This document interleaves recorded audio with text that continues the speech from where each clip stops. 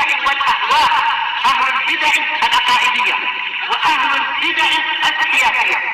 نقول بيننا وبينكم السلف، بيننا وبينكم الكتب، كان فيقول البدع بيننا وبينكم. الحمد لله رب العالمين، والصلاة والسلام على المبعوث رحمة للعالمين وعلى آله وأصحابه ومن تبعهم بإحسان إلى يوم الدين. أما بعد، ikhwani fillah rahimani wa rahimakumullah. Pada pembahasan yang lalu kita telah mempelajari bahwasanya Allah Subhanahu wa taala mengharamkan atas tanah untuk memakan jasad-jasad para nabi. Demikian pula telah kita pelajari bahwasanya kenabian itu khusus diberikan kepada jenis apa? Indak ya wahyu. Makanya jangan melamun. Indak kasya, jenis laki-laki dari kalangan manusia. Adapun dari kalangan jin, ada laki-lakinya tidak? Indah mereka. Nah, sekarang pertanyaan dulu. Dari kalangan jin ada laki-lakinya tidak? Hah? Kau tahu?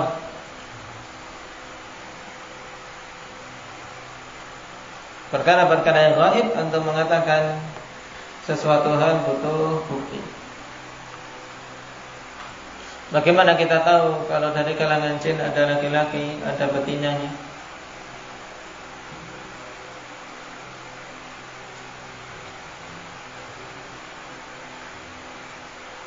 Indah, Ridwan.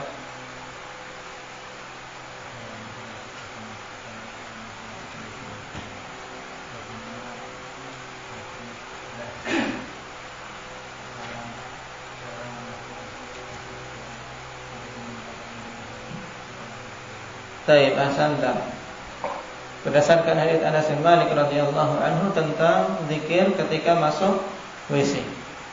Allahumma inni a'udzubika minal khubuthi wal khaba'ith.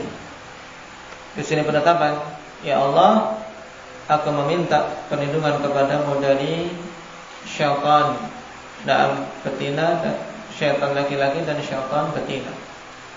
Dan syaitan yang dimaksud di sini dari kalangan jin. Nah, tatkala kita ketahui dari kalangan jin juga ada laki-laki, apakah bisa diutus para nabi dari kalangan jin? Indah ya Maulana? Tidak. Lalu apa yang ada pada mereka? Namanya an-nudhur, yaitu pemberi peringatan. Dalilnya apa? Indah Ahmad.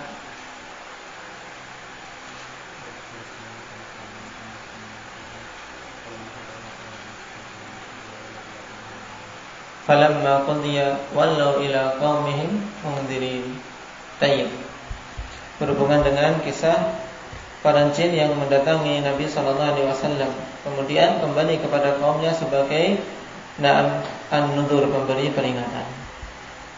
Tayyib. Sekarang kita masuk pada poin berikutnya.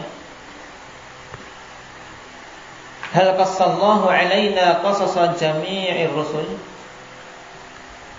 Apakah Allah Subhanahu wa taala mengkisahkan kepada kita kisah-kisah semua para rasul? Wal jawabu la. Jawabannya tidak. Jadi tidak semua kisah-kisah para rasul disebutkan kepada kita. Bahkan namanya saja ikhwani fillah tidak semua disebutkan dan tidak semua kita mengetahuinya. Sebagaimana telah kita ketahui pada pembahasan yang lalu dalam hadis Abi Umamah, tatkala Rasul sallallahu alaihi wasallam ditanya tentang jumlah para rasul, berapa jumlahnya Aba Arif? 315. Banyak alhamdulillah.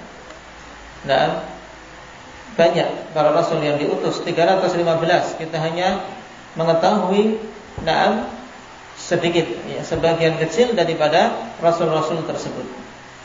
Nah, kalau namanya saja kita mengetahui sebagian kecil, apalagi kisahnya. Dan kisah umat terdahulu kita bisa tahu ya berdasarkan khabar-khabar yang benar, baik itu Al-Quran maupun Sunnah Nabi Sallallahu Alaihi Wasallam. Taib. Apa dalilnya bahwasanya tidak semua kisah-kisah para rasul disebutkan kepada kita? Wa dalilu qauluhu ta'ala wa laqad arsalna rusulan min qablika minhum man qasasna 'alaik wa minhum man lam naqsus 'alaik.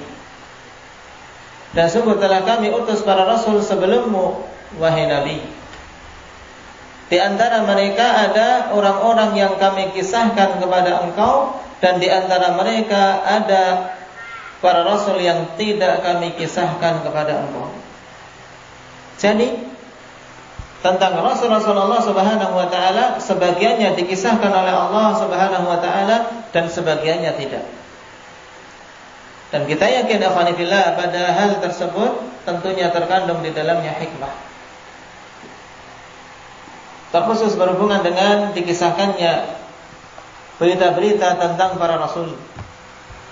Karena memang ini merupakan salah satu metode dalam pengajaran, metode untuk seseorang mengambil teladan, dan metode untuk seseorang mengambil bagaimana dia menempuh jalan yang benar. Untuk kita berpikir, untuk kita mengambil ibrah. Bahkan Rasul sallallahu alaihi wasallam diperintahkan untuk mengisahkan berita-berita tentang para rasul dan berita-berita tentang umat-umat sebelum kita untuk kita ambil pelajaran padanya.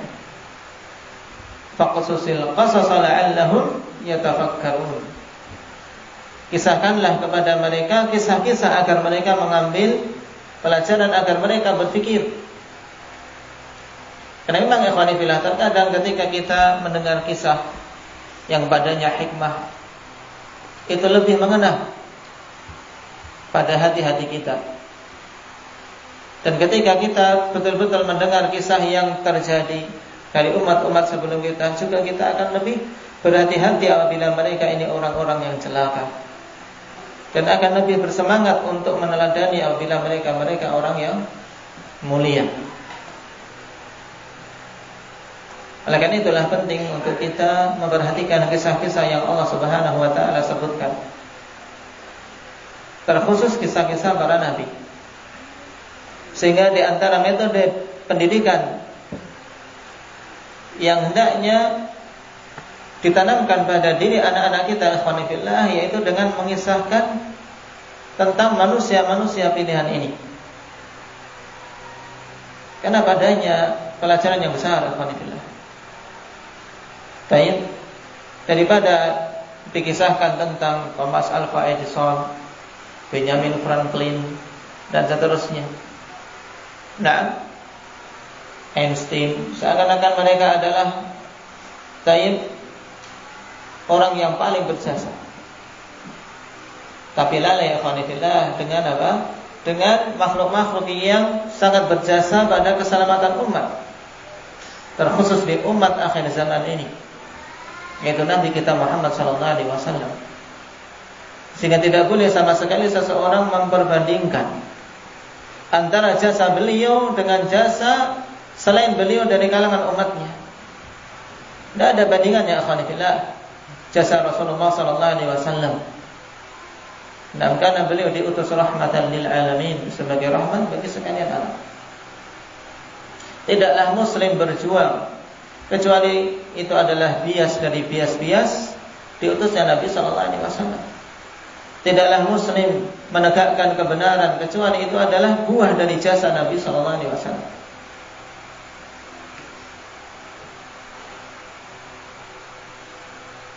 Dan kisah tentang para anbiya akhwanillah merupakan sebagus-bagus kisah. Sebagaimana Allah Subhanahu wa taala khabarkan dalam surat Yusuf, nahnu naqussu 'alaika ahsanal qasasi bima awhayna ilaika hadzal Qur'an wa in kunta min qablihi laminal ghafilin. Tidak ada kisah yang lebih bagus daripada kisah-kisah mereka. Sungguhnya kami akan mengisahkan kepada engkau wahai Nabi tentang sebagus-bagus kisah yang telah kami wahyukan kepadamu. Dan perlu kita ketahui ikhwanillah, kebagusan kisah para anbiya ini bisa kita lihat dari 4 sisi. Dan yang bisa kita petik dari penjelasan Allah Subhanahu wa taala dalam Al-Qur'an. Maka dari sini pula kita bisa menilai ikhwanillah, suatu kisah memiliki sisi bagus. Nah, kalau ada unsur-unsur yang akan kita sebutkan ini. Yang pertama, dikarenakan kisah tersebut adalah hak wa sidq. Kisah tersebut adalah kisah yang benar. Dan ini yang harus ada dalam semua perkara yang kita kisahkan. Bahwasanya yang kita kisahkan adalah perkara yang hak. Nah, tidak ada khayalan badani. Bukan sekedar kisah-kisah fiksi. Yang pada zaman sekarang ikhwanillah, banyak dari anak-anak kita yang sudah terpola pada pikiran-pikiran mereka adalah kisah-kisah fiksi yang dimunculkan oleh orang-orang kufar. Dan ini ikhwanillah pada hakikatnya adalah apa? Pengerusakan. Dimunculkan kisah-kisah tentang superhero. Sehingga tidak hanya anak kecil saja, bahkan sampai mereka-mereka yang dewasa, sudah tercetak pola pikir seperti itu. Seakan-akan di sana ada manusia super, lupa dengan Allah Subhanahu wa taala, lupa dengan para anbiya, lupa dengan pejuang-pejuang kaum muslimin. Hayalan. Dan kisah yang seperti ini tidak ada kebaikannya. Yang di antara syarat utama suatu kisah itu dikatakan baik kalau itu kisah itu hak wa sidq. Allah Subhanahu wa taala katakan tentang kisah para anbiya sebagaimana dalam surat Kahfi ayat yang ke-13. Nahnu naqussu 'alaika naba'ahum bil haqq. Sungguhnya kami akan mengisahkan kepadamu berita tentang mereka secara benar. Berita secara benar. Demikian pula Allah Subhanahu wa taala katakan di surat Ali Imran, "Inna hadza lahuwal qasasul haq." Sungguhnya ini adalah betul-betul kisah-kisah yang hak.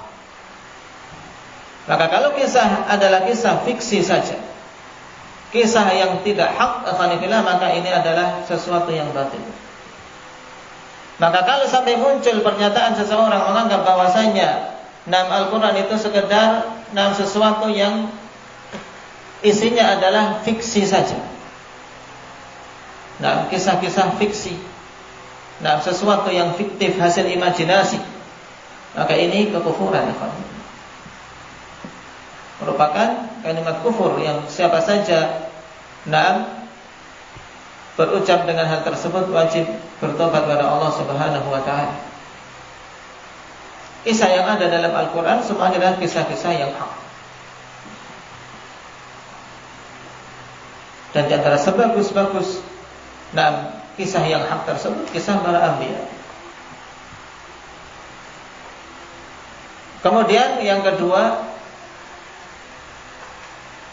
kenapa kisah para anbiya adalah sebaik-baik kisah? Dikarenakan yang mengkhabarkan tentang kisah-kisah ini adalah zat yang paling berilmu tentang perinciannya, yaitu Allah Subhanahu wa ta'ala.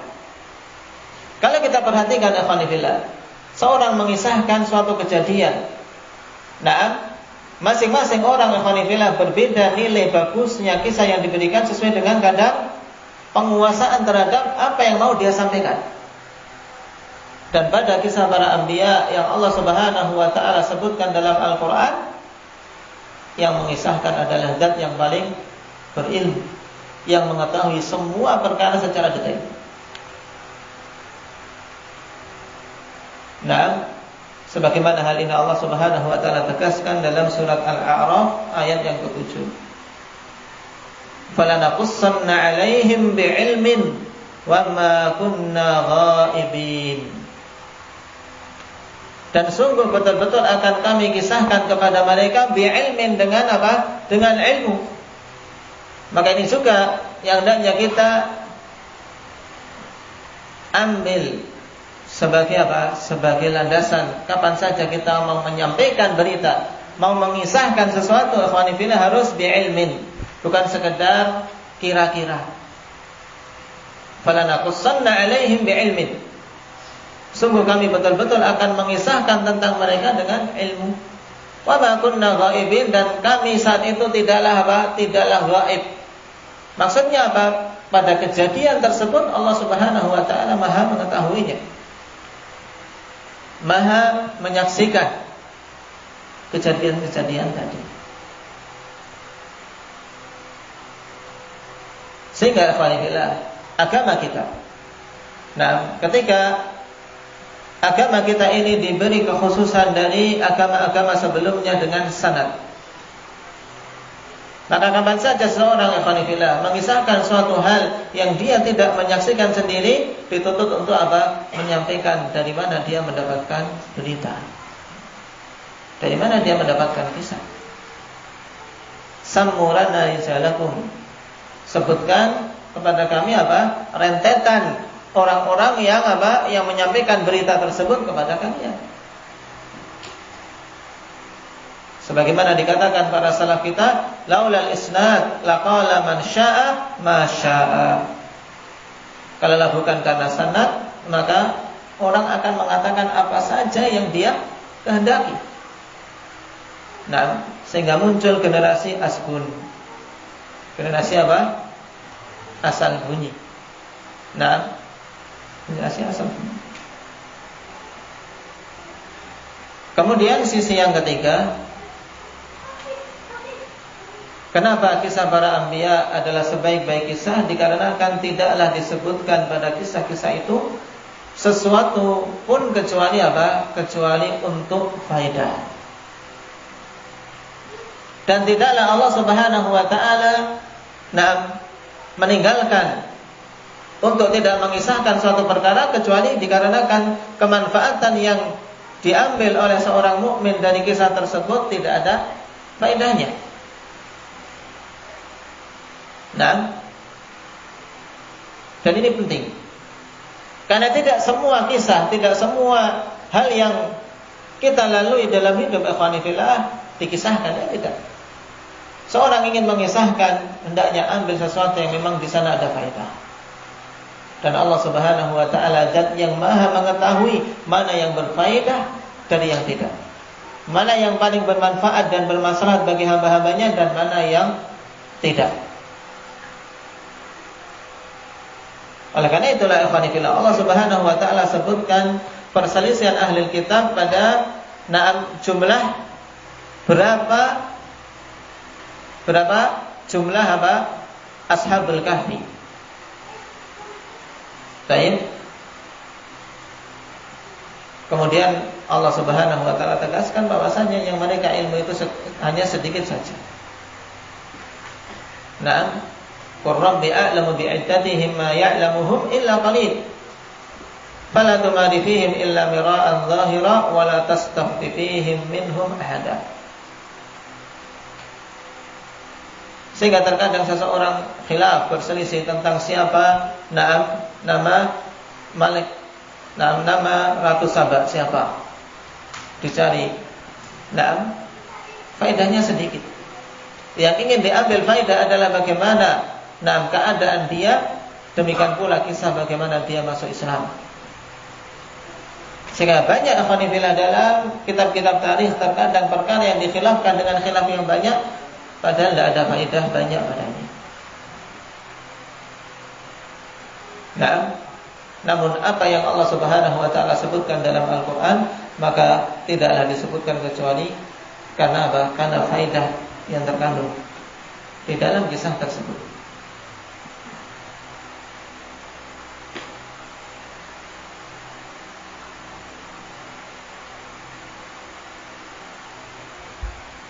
Kemudian sisi yang keempat,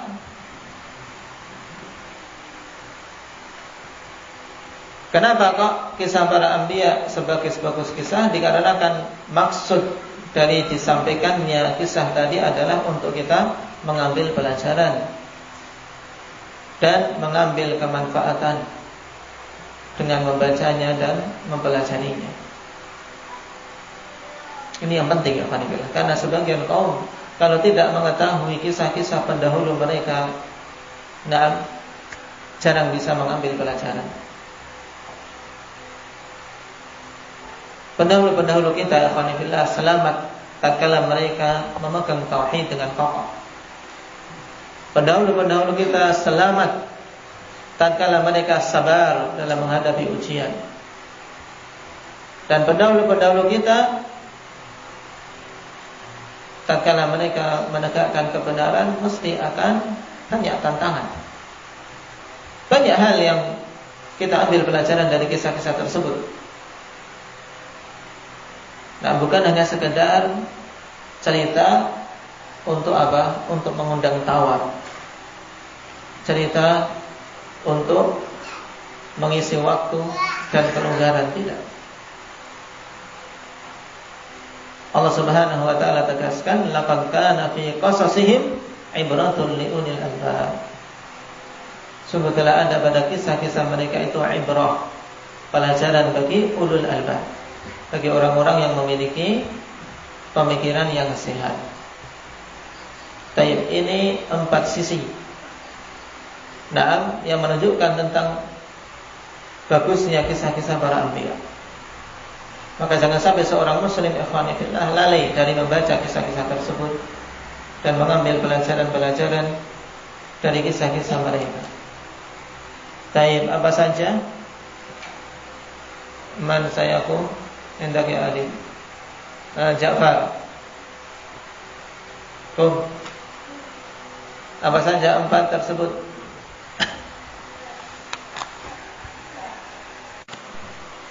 Taib, barakallahu fiikum. Itu 4 poin alhamdulillah yang menunjukkan tentang bagusnya kisah-kisah para anbiya dan keseluruhan kisah-kisah yang disebutkan dalam Al-Quran maupun Sunnah. Karena kisah itu kisah yang hak, dikarenakan yang mengkhabarkan adalah zat yang paling mengetahui tentang kisah-kisah tersebut, yaitu Allah Subhanahu wa ta'ala. Demikian pula Rasulnya melalui wahyu dari Allah. Dan yang ketiga, karena tidaklah dikisahkan kecuali karena untuk suatu faedah. Kemudian yang keempat, dikarenakan maksud dari kisah tersebut adalah untuk kita mengambil pelajaran, bukan untuk kita tertawa. Baik.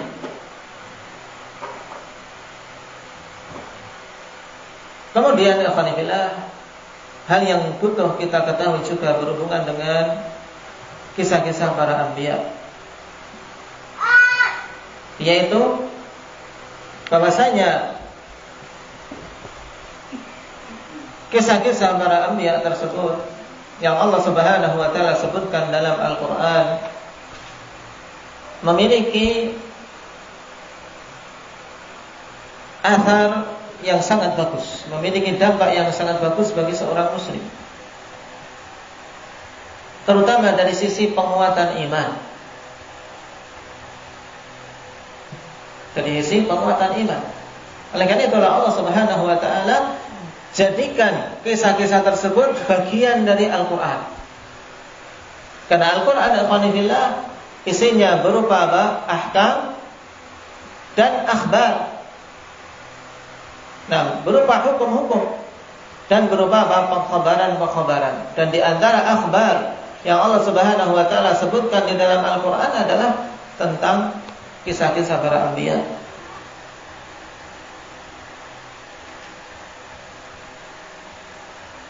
Nah, dampak yang paling nyata alhamdulillah yang Allah Subhanahu wa taala tegaskan adalah dengan membaca kisah mereka, hati-hati seorang mukmin akan semakin kokoh. Sebagaimana dalam surat Hud, Allah Subhanahu wa taala katakan, "Wa kullan naqussu 'alaika min amba'ir rusul ma nutabbitu bihi fu'adak." Nah, dan masing-masing kami kisahkan kepada engkau wahai Nabi dari berita-berita para rasul hal-hal yang akan mengokohkan hatimu. Dan ini terasa ketika kita membaca bagaimana kesabaran Nabi Ayub, akan timbul kekokohan pada orang-orang yang beriman. Kalau Nabi yang mulia ini saja diuji dengan ujian yang begitu besar. Nah, padahal awalnya dia seorang yang hidup dengan nyaman, memiliki istri, memiliki anak yang banyak, kemudian memiliki harta. Kemudian satu persatu dari nikmat tersebut Allah Subhanahu wa taala angkat. Hartanya musnah, anak-anaknya meninggal semua. Dia diuji dengan penyakit yang parah. Di akhir-akhir pun sang istri hampir meninggalkannya. Ujian yang begitu besar. Dan seberat ujian kita alhamdulillah, yakin masih jauh dibandingkan dengan ujian Nabiullah Ayub. Maka ini akan menimbulkan kekokohan. Dan yakin bahwasanya kalau seorang bersabar atas ujian yang Allah Subhanahu wa taala berikan, hasilnya pun akan kembali kepada apa? Kepada kebaikan. Kesabaran tidaklah membuahkan ikhwanillah kecuali kebaikan. Sebagaimana kesabaran Ayub, akhirnya Allah Subhanahu wa taala angkat ujian tersebut dan Allah Subhanahu wa taala berikan kepadanya kemuliaan-kemuliaan dan keutamaan-keutamaan. Karena hal yang harus kita perhatikan ikhwanillah, pada ujian yang Allah berikan bukan karena Allah Subhanahu wa taala menginginkan kesusahan kita, tidak. Allah tidak akan menginginkan kesusahan bagi hamba-hambanya. Bahkan sebaliknya, yuridullahu bikumul yusra wa la yuridu bikumul usra. Allah menginginkan bagi kalian kemudahan dan tidak menginginkan kesulitan. Lalu kenapa diuji? Untuk diketahui siapa-siapa yang beriman, siapa-siapa yang betul-betul kokoh. Juga untuk menaikkan derajat, juga untuk menghilangkan dosa-dosa. Dan dengan membaca kisah-kisah para anbiya akan menjadi kokoh hati ini alhamdulillah. Seorang menghadapi kesulitan dalam dakwahnya atau mendapatkan pertentangan dalam menjalani manhaj yang hak ini, ingat kisah-kisah para pendahulu kita. Rasulullah SAW sendiri ditentang oleh kaumnya yang dulunya digelari Al-Amin, kemudian ketika menjelaskan kebenaran langsung berbalik 180 derajat. Dari seorang yang dipercaya menjadi seorang apa julukan yang diberikan kepada Rasul Pak Albin? Pendusta, ya tidak. Juga seorang yang gila. Juga apa Mas Febri? Seorang penyihir, seorang dukun. Antum pernah dikata-katain ini?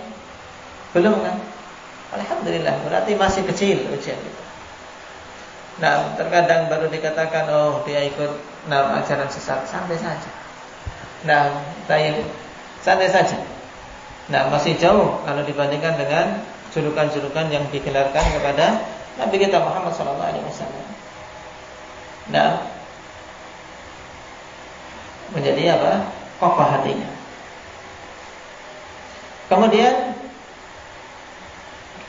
hikmah yang kedua, alhamdulillah, dari dikisahkan kisah-kisah tersebut selain untuk mengokohkan hati-hati orang yang beriman, juga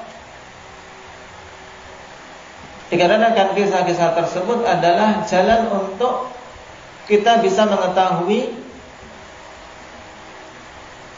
jalan hidup orang-orang yang saleh sebelum kita agar kita meneladani mereka.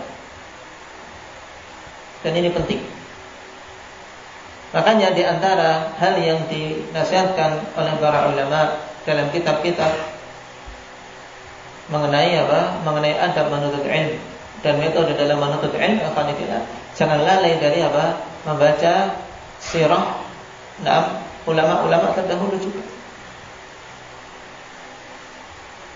Dan bahkan ini solusi yang banyak diberikan oleh mereka tatkala kita mengalami futur, mengalami penurunan semangat, baik itu semangat dalam belajar maupun semangat dalam beramal, atau mulai jauh keikhlasan kita, atau mulai condong kepada dunia dan seterusnya. Di antara hal untuk bisa mengembalikan kita ke jalur yang lurus, ikhwanifillah, yaitu dengan membaca kisah-kisah orang-orang sebelum kita. Dari orang-orang saleh untuk kita bisa mengambil teladan. Allah telah mengatakan ulaikal ladzina hadallah fabihudahu muqtadi.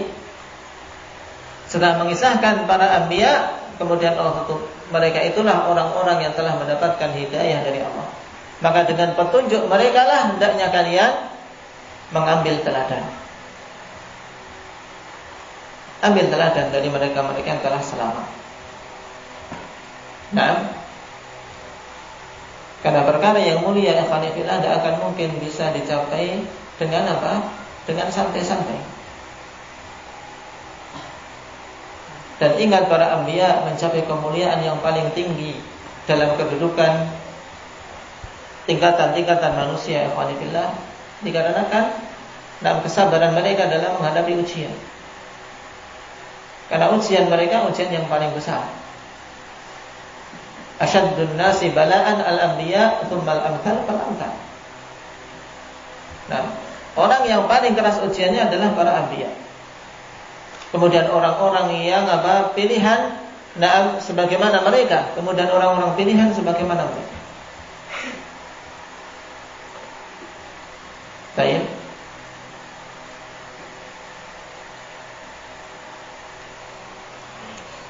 Kemudian hikmah yang ketiga,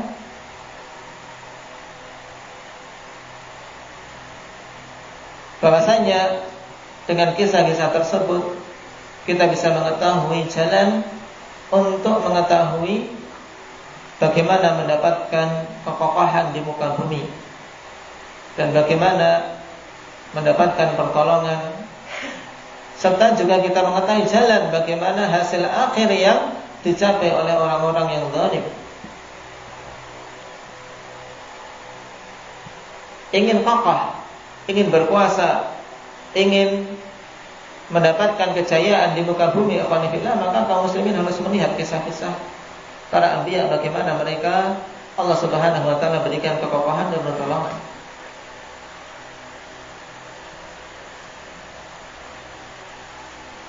Allah tegaskan walaqad katabna fiz zaburi min ba'di dzikri annal arda yarithuha ibadiyas salihun.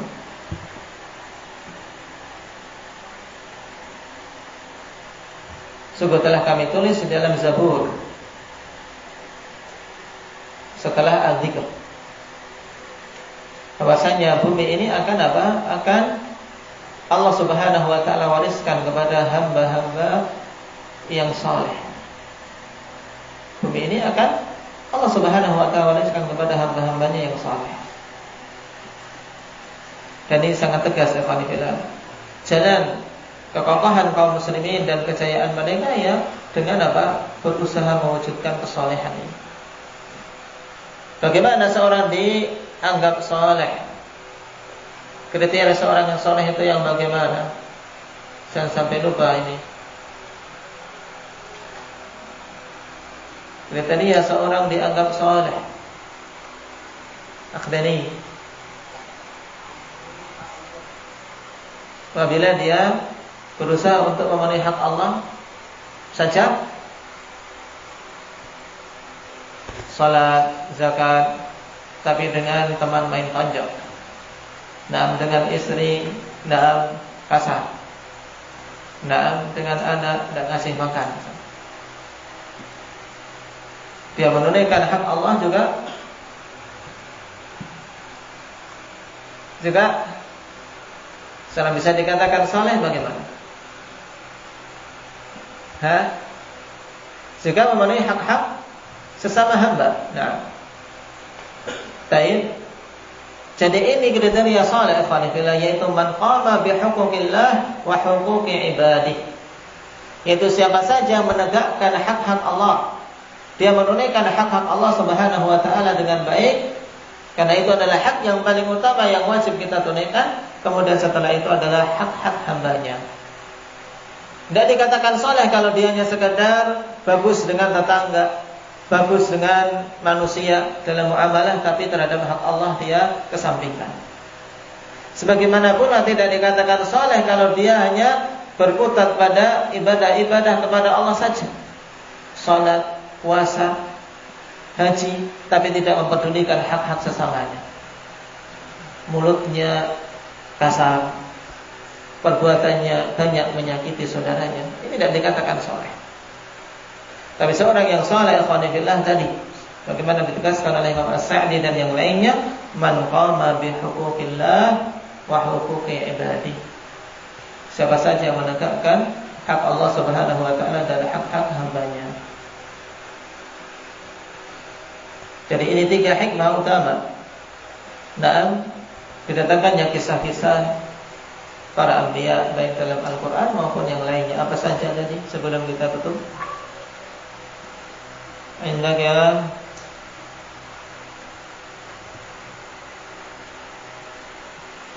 Muhammad Wali Bangku.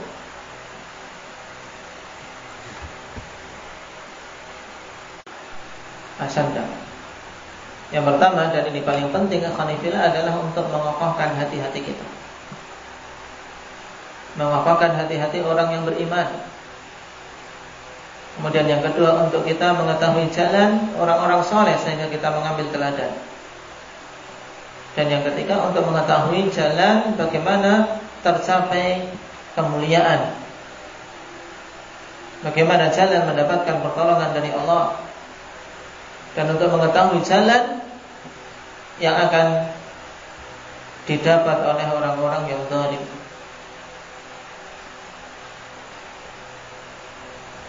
Nah, barakallahu fikum. Ini sekilas akanillah berhubungan dengan kisah-kisah tentang para anbiya dan rasul yang Allah Subhanahu wa taala sebutkan di dalam Al-Qur'an, yang insyaallah taala sebagiannya akan kita pelajari dalam poin-poin yang disebutkan pada kitab ini. Nasallallahu azza wa jalla at-taufiq was-sadad walhamdulillahirabbil alamin.